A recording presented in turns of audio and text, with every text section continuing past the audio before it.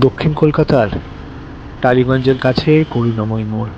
আর সেই করুণাময়ী মোড় থেকে হরিদেবপুরের দিকে একটু এগোতেই ডান হাতে মা করুণাময়ী কালী মন্দির। সালটা তখন 1760। পলাশির যুদ্ধের মাত্র 3 বছর পেরিয়েছে। সেই সময় কলকাতার বুকে গড়ে উঠল এক কালী মন্দির।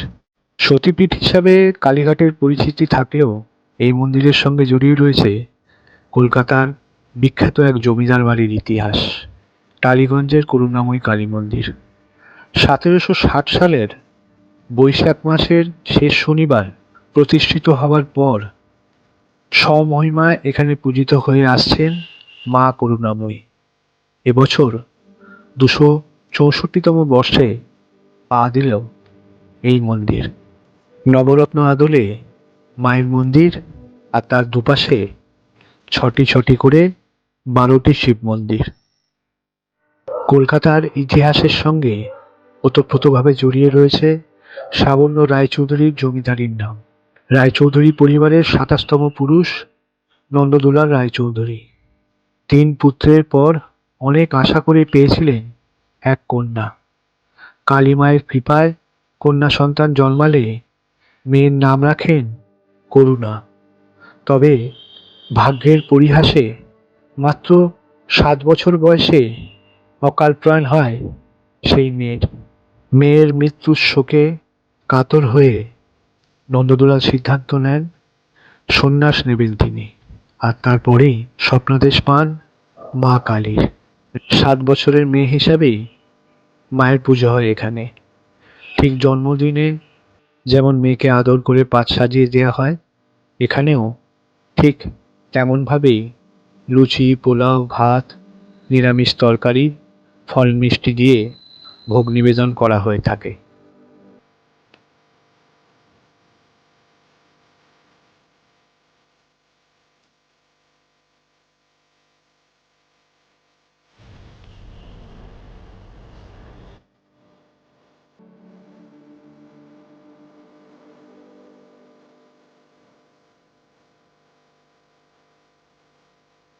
মায়ের মূর্তিটি এখানে কালো কষ্টি পাথরের, ফালা ফালা চোখ, নাকে টানা দেওয়া নথ, মাথায় রূপোর মুকুট, পায়ে নূপুর, গলায় মুন্ডমালা, সবসনা দেবী অপরূপা। আজ থেকে প্রায় 150 বছর আগে সংরক্ষণের অভাবে মন্দিরটি নষ্ট হয়ে যায়।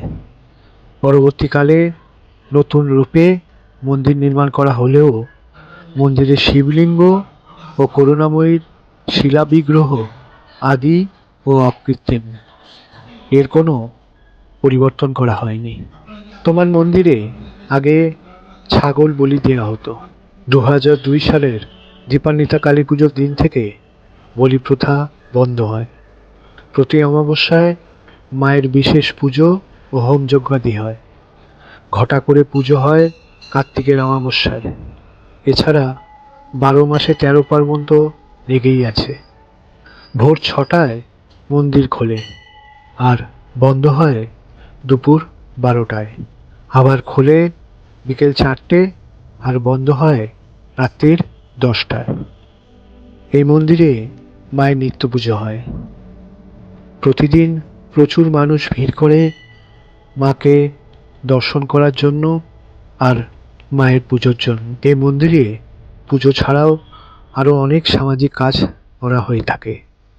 শ্রীরামকৃষ্ণের আদর্শে অনুপ্রাণিত হয়ে আশ্রমে বাচ্চাদের লালন পালন, দুস্থ ছাত্রছাত্রীদের বিনামূল্যে টিউশন, আবাসিক বৃদ্ধদের খাবারের আয়োজন করা, মন্দির প্রাঙ্গণে স্বাস্থ্য শিবিরের আয়োজন করা, বস্ত্র বিতরণ ইত্যাদি সেবামূলক কাজে জড়িত এই করুণাময়ী কালী মন্দির। প্রতিদিন সন্ধ্যাবেলায় এখানে শ্রীরামকৃষ্ণ সভাগৃহে শ্রীরামকৃষ্ণ কথামৃত পাঠ করা হয়। মা করুণাময়ী এখানে ভীষণ জাগ্রত। আর জনশ্রুতিও আছে এইরকম, একবার মন্দিরের লাগোয়া পুকুরের স্নানঘাটে একজোড়া সোনার নূপুর পাওয়া যায়। পেয়েছিলেন স্থানীয় এক সধবা মহিলা স্নান সেরে ঘাট থেকে উঠে আসার সময় তার নজরে পড়েছিল। তিনি নূপুর জলে এনে তৎকালীন মায়ের সেবায়েত শ্রদ্ধেয় অসিত রায়চৌধুরীর হাতে তুলে দেন। তখন তিনি মায়ের বিগ্রহের কাছে ছুটে গিয়ে দেখেন সত্যি কোনো নূপুর নেই মায়ের রাঙা চরণে।